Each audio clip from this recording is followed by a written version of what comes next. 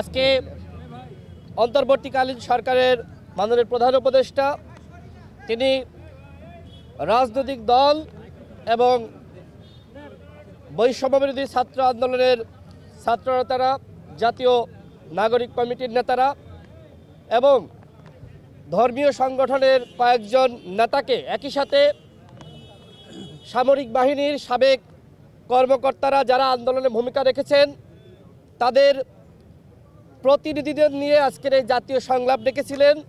সেখানে গণ অধিকার পরিষদের পক্ষ থেকে আমরা মাননীয় প্রধান উপদেষ্টাকে এই ধরনের সংলাপ আহ্বান করার জন্য ধন্যবাদ জানিয়েছি।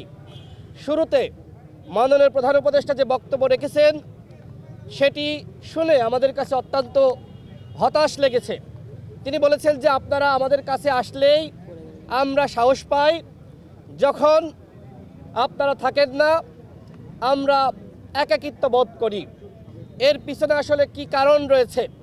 তার একটি কারণ আমার কাছে মনে হলো যে প্রধান উপদেষ্টা নিজেই বললেন যে ছাত্ররা হঠাৎ করে আমার কাছে একটি দাবি নিয়ে আসলেন যে জুলাই আগস্ট বিপ্লবের একটি ঘোষণাপত্র প্রকাশ করতে হবে, সেখানে আপনাকে থাকতে হবে। আমি তাদেরকে সাথে সাথে বললাম যে সমস্ত রাজনৈতিক দল এবং বিপ্লবে যারা অংশ নিয়েছে সেই শক্তির সাথে আলাপ আলোচনা ছাড়া আমি এই ধরনের ঘোষণা পাঠ করতে পারবো না। এই কথা শোনার পরে দলের প্রতিনিধি যারা ছিলেন তারা বক্তব্য রেখেছেন। আমাদের দলের পক্ষ থেকে আমরা যেটি বলেছি, এই যে গণ অভ্যুত্থান, এই গণ অভ্যুত্থান কীভাবে সংগঠিত হলো? এটা কোনো পরিকল্পিত আন্দোলন ছিল না, পরিকল্পিত বিপ্লব ছিল না। 2018 সালের যে ঐতিহাসিক কোটা সংস্কার আন্দোলন একটি সফল ছাত্র আন্দোলন, পরবর্তীতে শেখ হাসিনার যে প্রতারণা, তিনি প্রতারণা করে 24 সালে সেই সফল আন্দোলনকে ব্যর্থ করার একটি নস্যাৎ পরিকল্পনা তৈরি করেছিলেন। পরবর্তীতে শিক্ষার্থীরা 2018 সালের যে পরিপত্র সেটি বহালের দাবিতে আন্দোলন শুরু করে। একটা পর্যায়ে যখন শেখ হাসিনার সরকার, পুলিশ, পেটোয়া বাহিনী গুলি করে নির্মমভাবে শিক্ষার্থীদেরকে হত্যা করে, তখন এই আন্দোলন, আমি ঘোষণা যেটি বলেছি সেটাই বলছি, এই আন্দোলন তখন একটি রাজনৈতিক সরকার বিরোধী আন্দোলনে পরিণত হয়।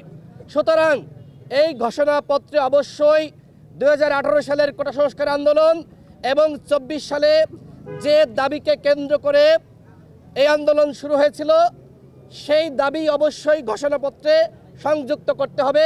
মাননীয় প্রধান উপদেষ্টাকে আমরা এই দাবি গণ অধিকার পরিষদের পক্ষ থেকে জানিয়েছি এবং একই সাথে আমরা এটি বলেছি যে 18 সালের যে নিরাপদ সড়ক আন্দোলন, সেই নিরাপদ সড়ক আন্দোলনের কোমলমতি শিক্ষার্থীরা তারা 24 সালের গণ অভ্যুত্থানে ভূমিকা রেখেছে, শহীদ হয়েছে, আহত হয়েছে। সুতরাং নিরাপদ সড়ক আন্দোলনের ভূমিকাও এখানে উল্লেখ থাকতে হবে। আমরা একই সাথে এই প্রস্তাব দিয়েছি, এই যে জুলাই বিপ্লব এটি একটি ধারাবাহিক আন্দোলনের ফসল।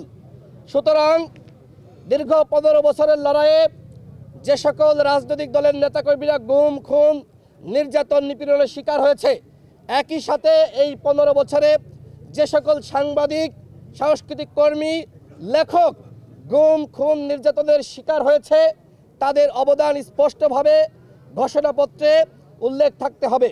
শুধুমাত্র 36 দিনের আন্দোলনে শেখ হাসিনার পতন হয়নি, এটি একটি ধারাবাহিক সংগ্রাম ছিল এবং একটা পর্যায়ে গিয়ে হাসিনার পতন নিশ্চিত হয়েছে। সেই দাবি আমরা স্পষ্ট করেছি যে প্রত্যেকটা দল, সংগঠন এবং বিপ্লবে যারা অংশ নিয়েছে, শুধুমাত্র এই 2 মাস বা 1 মাস না, 15 বছর ধরে যারা সংগ্রাম করেছে সেই সকল সংগঠন এবং দলের প্রত্যেকের অবদান স্পষ্টভাবে উল্লেখ থাকতে হবে।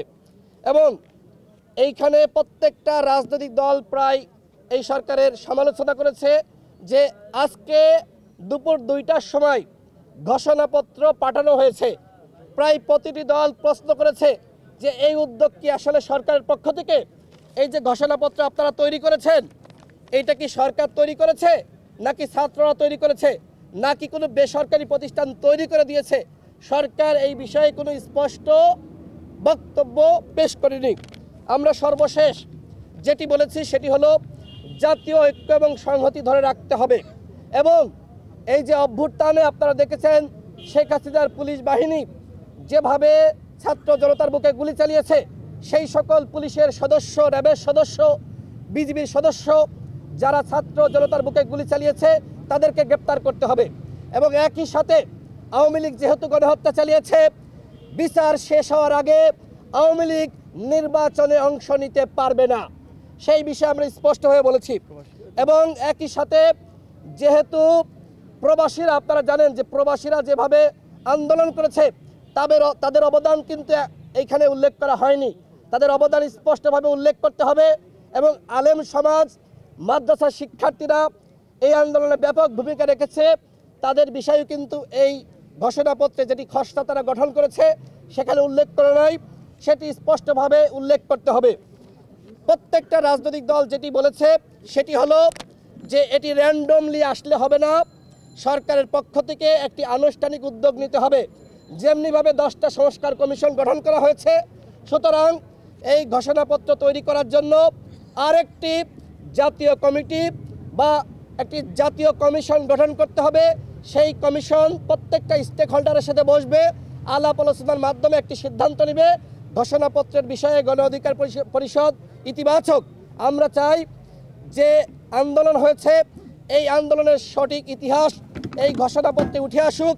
অন্যথায় একপাক্ষিকভাবে যদি ঘোষণাপত্র তৈরি করা হয়, একপাক্ষিক ইতিহাস লিখিত হয়, তাহলে কিন্তু ওই শেখ মুজিবের ইতিহাস, আওয়ামী লীগের ইতিহাস যেমনিভাবে জনগণ ছুঁড়ে ফেলেছে, ঠিক একইভাবে এই 24-এর গণঅভ্যুত্থানের একপাক্ষিক ইতিহাস জনগণ ছুঁড়ে ফেলবে। এই কথাটি আমরা প্রধান উপদেষ্টাকে আমরা সরাসরি জানিয়েছি। সবাইকে ধন্যবাদ। গণ অধিকার পরিষদের পক্ষ থেকে শুভেচ্ছা।